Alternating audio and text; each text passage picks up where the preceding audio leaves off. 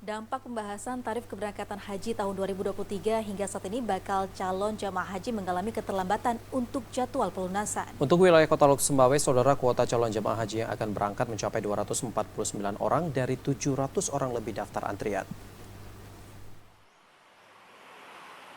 Hingga saat ini bakal calon jamaah haji asal Kota Lok Sumbawa yang berangkat tahun 2023 belum melakukan pelunasan tarif keberangkatan haji. Keterlambatan ini disebabkan belum adanya harga yang pasti untuk wilayah Aceh pasca perubahan tarif keberangkatan yang dilakukan pemerintah. Secara nasional, biaya haji untuk tahun ini diperkirakan mencapai 59 juta rupiah, namun karena Aceh merupakan zona terdekat dengan Arab Saudi, maka diprediksi akan adanya pengurangan biaya haji. Untuk kota calon jamaah haji yang berangkat tahun 2023 dari Kota Lok Sumbawa mencapai 249 orang dari daftar antrian yang mencapai 700 calon jamaah haji. Untuk tahun ini keberangkatan akan diprioritaskan dari kaum lansia selama dinyatakan sehat untuk melakukan ibadah haji.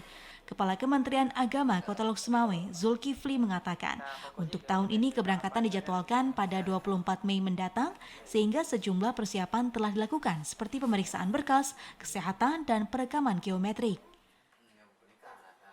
Masa pelunasan biaya haji jamaah seharusnya biasanya di tahun-tahun sebelumnya, di saat haji normal itu, berangkat haji normal itu, bulan puasa itu sekitar 15 Ramadan itu sudah selesai masa pelunasannya untuk tahap pertama. Tapi untuk tahun ini agak terlambat.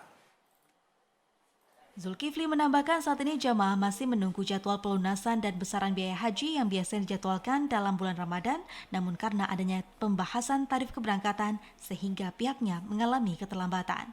Dari Lok Sumbawa, Muhammad Ilyas, TVRI melaporkan.